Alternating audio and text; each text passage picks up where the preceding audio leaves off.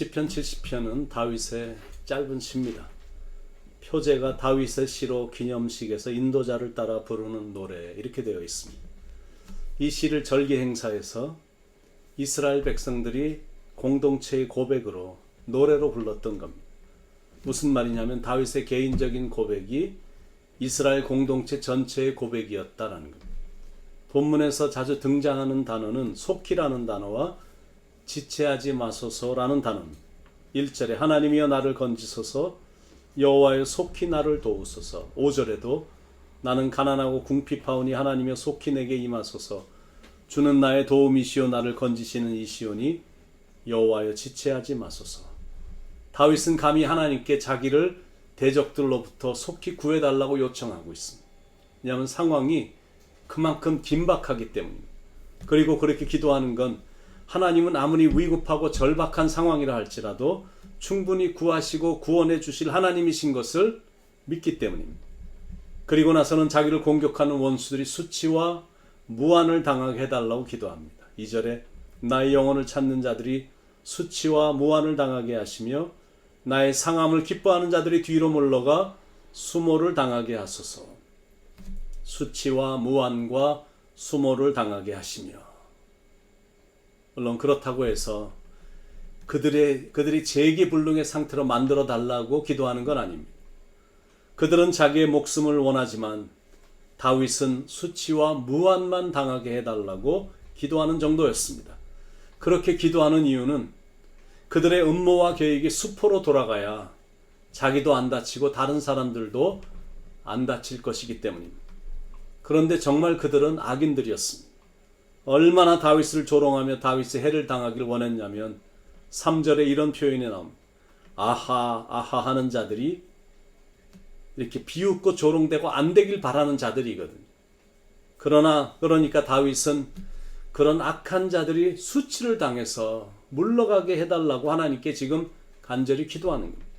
그래서 하나님을 사랑하며 하나님으로 만족하고 기뻐하는 자들로 하여금 하나님은 역시 위대한 하나님이라고 선포할 수 있으니까, 그래서 하나님께 지금 이 부분을 간구하는 겁니다.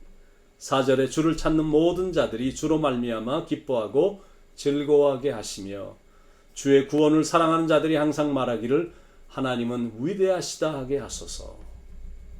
그리고 나서 다시 한번 하나님께서 속히 임해 주심을 간구하며 오늘 본문을 마칩니다. 5절에 나는 가난하고 궁핍하오니 하나님이여 속히 내게 임하소서. 주는 나의 도움이시오 나를 건지시는 이시오니 여호와여 지체하지 마소서. 영적 교훈 첫 번째입니다. 하나님의 도우심을 간구하는 기도는 매일 드려져야 한다라는 거죠. 우리는 하나님의 도움이 절대 필요한 사람들입니다. 왜냐하면 매일매일이 영적 전쟁이기 때문에 그렇습니다. 치열한 영적 전쟁터에서 우리가 살고 있습니다. 그런 치열한 전쟁에서 이길 수 있는 길은 승리를 주관하신 하나님께 도우심과 구원을 간구하는 겁니다. 하나님이 반드시 도와주실 것을 믿고 모든 걸 다 구하는 겁니다. Why not? 구하는 거지 뭐. 작은 거라도 그냥 구하는 겁니다. 한 번은 어디를 갔다 왔는데 지갑을 어디다 둔지 몰라서 며칠을 고민하면서 찾았습니다. 왜냐하면 그 안에는 라이센스도 있고 크레딧 카드도 있고 중요한 서류도 있고 그리고 좀 캐시도 좀 들어있었거든요. 근데 아무리 찾아도 없는 겁니다. 그러니 뭐 거의 정신이 나갈 정도로 열심히 찾았습니다. 그런데도 도저히 못 찾겠는 겁니다. 그러다가 새벽에 교회에 나와서 기도를 마치면서 하나님 저 지갑이 정말 필요한데 꼭 찾게 해주세요 라고 기도를 하고 나와서 차를 타자마자 하나님 제가 오늘 지갑을 찾게 될 줄로 믿습니다 라고 외치고는 운전석 옆에 컴파트먼트를 이렇게 혹시나 해서 들춰봤습니다. 그런데 거기에 지갑이 있는 겁니다. 여러분 신기하지 않습니까? 제가 거기도 찾아보지 않았겠습니까? 그런데 기도를 끝내자마자 제가 제일 먼저 거기를 찾게 됐고 신비스럽게 지갑이 거기서 나온 겁니다. 제가 기도의 능력에 대해서는 확신하는 사람이지만 이렇게 빨리 찾게 될 것이다 라고는 생각을 못했습니다. 결론이 뭐냐면 기도는 매일 해야 된다라는 게 결론입니다. 매일 도와달라고 간청해야 됩니다. 하나님이 안 도와주시면 정말 방법이 없기 때문입니다. 그리고 매일 기도를 해야 되는 이유는 그래야 매일 하나님으로부터 도움을 받을 수 있기 때문입니다. 영적 교훈 두 번째, 악인들이나 악의 세력을 불쌍히 여기며 축복 기도까지 할 필요는 없다라는 게 두 번째 영적 교훈입니다. 악인들이 회개하고 돌아오기를 위해서는 기도할 필요가 있지만 자기를 해치려고 하는 사람들을 축복까지 할 필요는 없다라는 겁니다. 물론 그런 기도도 당연히 안 나오겠지만 다윗은 하나님께 악인들을 물리쳐 주시길 위해서 기도했고 무안과 수치와 수모를 당하게 해달라고 기도했습니다. 그래야 그들이 악한 행동을 중단함으로 다른 사람들도 해를 받지 않기 때문입니다. 혹 여러분에게도 그런 비슷한 악인들이 있다면 그들과 대항할 필요가 있습니다. 그냥 모든 걸 다 아시는 하나님께 맡기고 하나님께서 다 알아서 해주시도록 그저 기도만 하는 겁니다. 그런데 하나님은 우리의 기도를 꼭 들어주시는 분이시거든요. 작은 것도 큰 것도 가슴 아픈 것도 억울한 것도 진정으로 간구하는 모든 것들 하나님이 다 들어주십니다. 그러므로 기도는 계속되어야 됩니다. 어떤 목사님하고 대화를 했는데 한 목사가 목회를 하는데 교회 상황이 썩 좋지 않게 돼서 불쌍하니까 데려다가 부목을 시킨 겁니다. 한 2년쯤 지나자 교인들하고 깊은 사귐을 갖더니 담임 목사에 대해서 안 좋은 이상한 소문을 자꾸 퍼뜨리는 겁니다. 전혀 있지도 않은 일을 만들어서 자기를 곤경에 처하게 만든 겁니다. 결국 많은 교인들이 부목사의 말을 듣고 부목사를 따라 나가서 이제 새롭게 교회를 차린 겁니다. 그렇게 앉아서 당한 게 억울하고 분했지만 일일이 쫓아가서 해명하진 않았습니다. 그저 하나님께 기도만 할 뿐이었습니다. 그런데 그 목사는 조금 지나서 많은 문제들을 일으켜서 교회 문을 닫았고 담임 목사의 소문은 전혀 근거 없는 소문이었으므로 소문이었음의 판결이 돼서 다시 평화를 찾았고 교회는 꾸준히 부흥하고 있다는 대화 내용이었습니다. 여러분, 목회를 하다 보면 이상한 일들이 많이 일어납니다. 어떻게 말을 했느냐에 따라 상황이 이상하게 바뀌고 누구와 얘기할 때 다정하게 얘기만 해도 그게 구설수에 오르기도 하고 설교를 길게 해도 길다고 불평하고 설교를 짧게 하면 준비가 약하다고 그러고 이래도 문제 저래도 문제일 때가 있습니다. 그게 목회자의 길인 것 같다라고 생각이 들 정도인데, 그런데 더 큰 아픔은 근거도 없는 말을 만들어서 소문을 퍼뜨릴 때, 그럴 땐 정말 실망이 될 때가 있습니다. 그렇다고 누가 그런 말을 퍼뜨렸는지 알아내서 불러다가 말할 수도 없고 또 알아도 말할 수도 없는 겁니다. 왜냐하면 그렇게 하면 문제는 더 커지기 때문입니다. 그럴 때는 조용히 기도하는 것밖에 다른 길이 없습니다. 기도하면서 하나님께 지혜를 구하고 도와달라며 부탁할 수밖에 없습니다. 그리고 시편을 읽으면 힘이 많이 되는 것 같습니다. 다윗의 생애를 돌이켜보고 어려운 상황이 생길 때마다 다윗이 어떻게 대처했는지를 배우는 겁니다. 다윗은 절대로 사람들에게 자기의 억울함을 쏟지 않았고 오직 하나님께만 쏟아부었는데 결과는 항상 좋았습니다. 그걸 배우는 겁니다. 그때마다 하나님은 다윗에게 잠잠하라 라는 말을 계속 하셨습니다. 엉뚱한 소문이 났는데도 하나님은 다윗에게 잠잠하라고 말씀하시는 겁니다. 억울해도 잠잠하라고 말씀하셨습니다. 왜냐하면 하나님은 다 아시니까, 그리고 하나님은 항상 다윗의 편이시니까 그냥 조용히 있으라라는 겁니다. 그거 하나 붙잡고 다윗은 어려움을 극복하며 나갔습니다. 똑같습니다.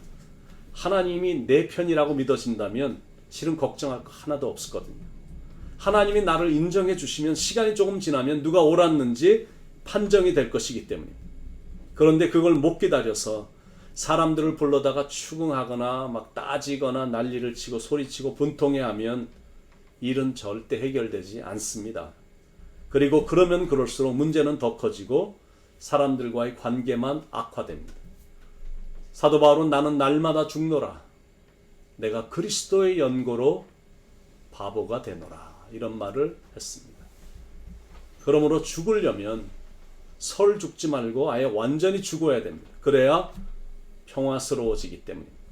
그리고 아예 완전히 죽어버리면 오히려 마음이 편합니다. 대충 죽으면 자꾸 화도 나게 되고 별거 아닌 일이 있는데도 소리치게 되고 난리를 치거든요. 그러면 하나님의 영광은 가려지는 겁니다. 그래서 날마다 죽으라라는 겁니다. 죽는 연습을 날마다 하라는 겁니다. 그걸 위해서 기도하는 겁니다. 시편 70편의 결론은 하나님께만 부르짖자, 하나님에게만 호소하자. 이게 결론입니다. 사람에게 해봤자 소용없기 때문입니다.